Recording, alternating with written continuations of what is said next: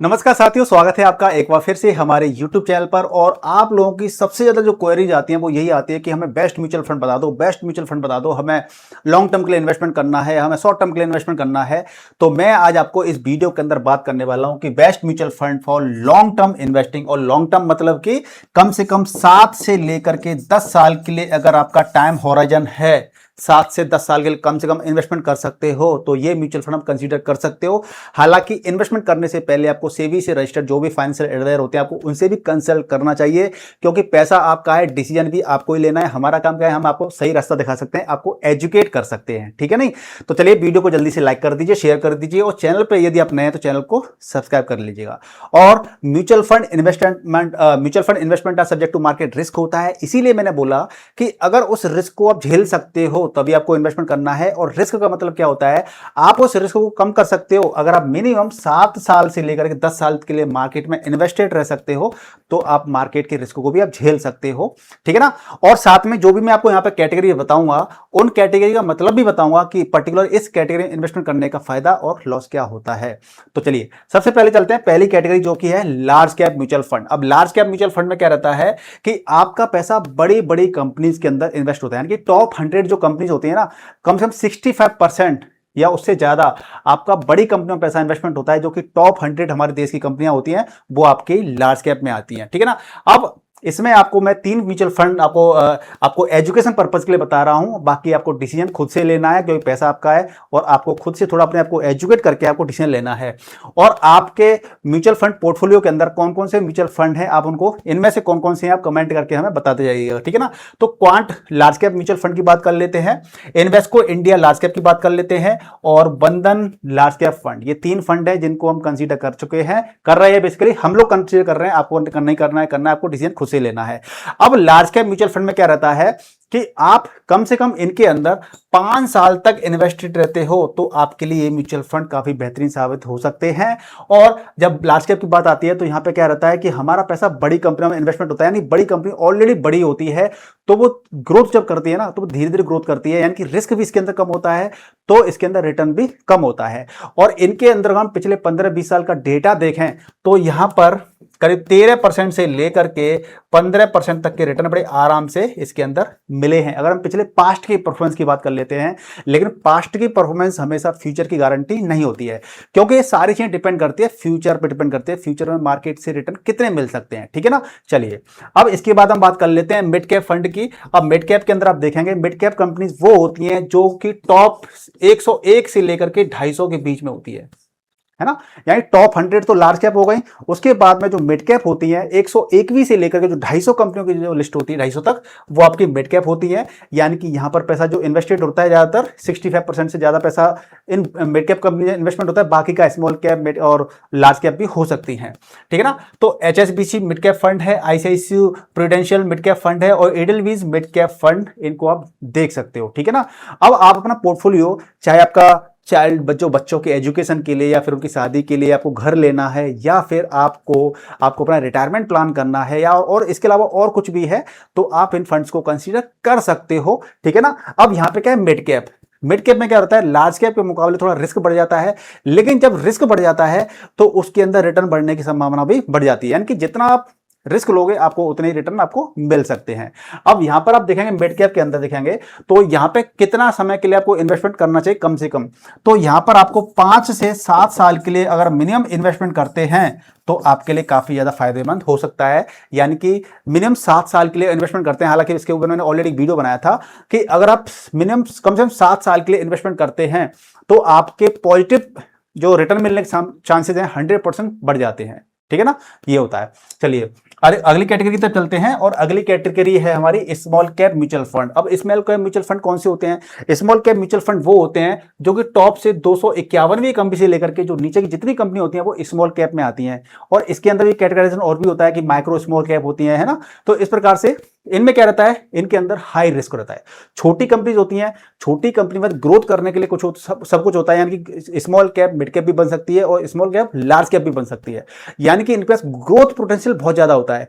लेकिन जब मार्केट में कोई दिक्कत आती है तो मार्केट में ये लॉस भी जल्दी कर सकती है, यानी कि हाई रिस्क हाई गेन का फंडा काम करता है, यानी कि अगर आपको लॉस होगा तो ज़्यादा लॉस हो जाएगा, और अगर आप इसके अंदर प्रॉफिट कमाएंगे तो काफ़ी अच्छा आपको प्रॉफिट भी हो सकता है।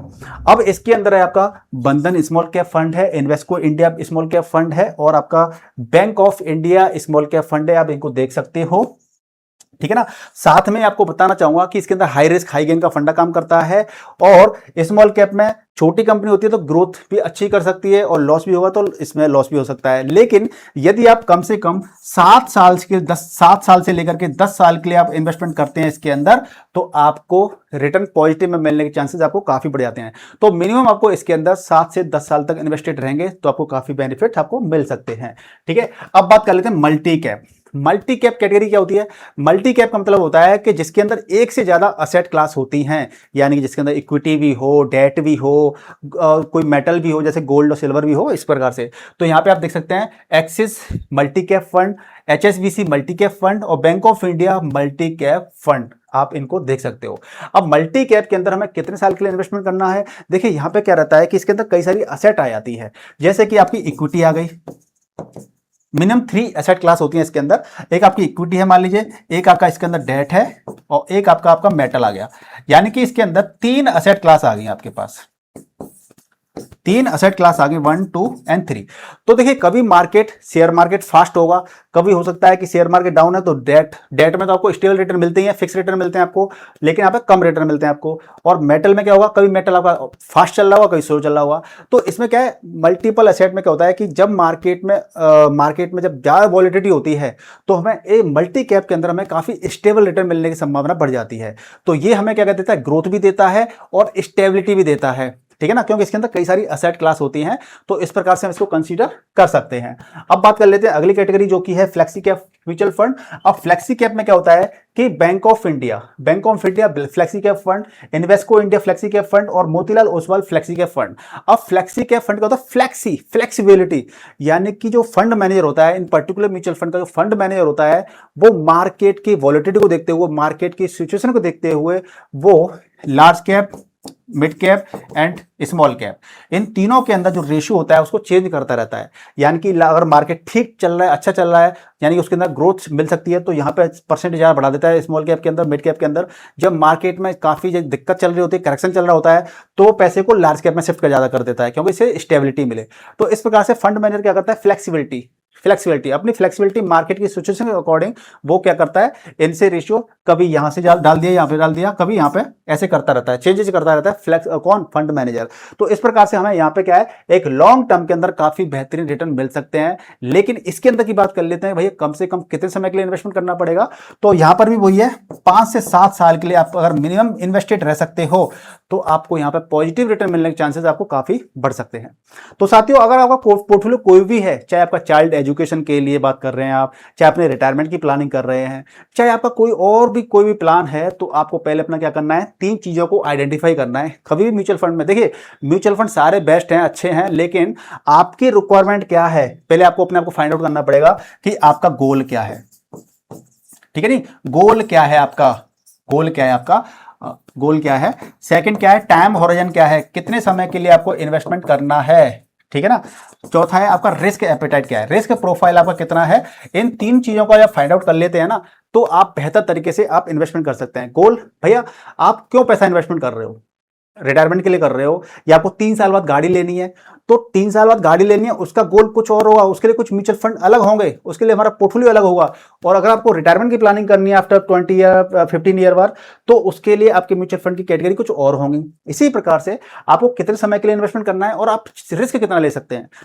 कहीं ऐसा तो नहीं है कि आपने मार्केट में पैसा इन्वेस्टमेंट कर दिया, आपने स्मॉल कैप में पैसा इन्वेस्टमेंट कर दिया और देखा कि अगले 1 महीने के अंदर ही मार्केट 5 से 10% टूट गया और आप घबराने लग गए। तो आपको अपना रिस्क भी देखना पड़ेगा कि आप मार्केट को कितना गिरता हुआ देख सकते हो, क्योंकि आप अगर मान लीजिए 20% मार्केट को गिरता हुआ देख सकते हो, तो मार्केट फिर रिकवर करेगा तो मार्केट ऊपर भी जाएगा, ठीक है ना। तो आपका रिस्क कितनी लेने क्षमता है, और एज के हिसाब से भी रिस्क लेने क्षमता होती है कि अगर आपकी एज 20 साल है, 25 साल है, तो आप ज्यादा रिस्क ले सकते हो। लेकिन आप 50 साल साल के बाद में या 45 साल की एज पर आप ज़्यादा रिस्क नहीं ले सकते हो, क्योंकि उस समय पे आपके इनकम के सोर्सेज काफ़ी लिमिटेड होते हैं, और या हम ये कहें अच्छे होते नहीं हैं, लेकिन उस एज में हम अगर रिस्क ज़्यादा लेंगे और मार्केट नीचे चला गया तो हमें काफ़ी भारी भरकम लॉसेज भी हो सकते हैं। तो हमें ये सारी चीज़ें डिपेंड करनी लेनी पड़ती हैं अपनी इन इन 3 चीज़ों को लेकर के, प्लस आपको एज फैक्टर को ध्यान में रखते हुए हमें अपना पोर्टफोलियो प्रॉपर तरीके से बनाना है, एक डाइवर्सिफाई और बैलेंस्ड पोर्टफोलियो बनाना है, जिससे कि मार्केट में अगर अच्छा चल रहा है मार्केट तो भी हमें अच्छे रिटर्न मिल जाए, और मार्केट अगर करेक्शन में चल रहा है तो हमारा जो पोर्टफोलियो है ना वो कम गिरे। तो जितना प्रोटेक्टिव होगा हमारा पोर्टफोलियो, हमारी वेल्थ उतनी ही काफी शानदार और अच्छी होगी।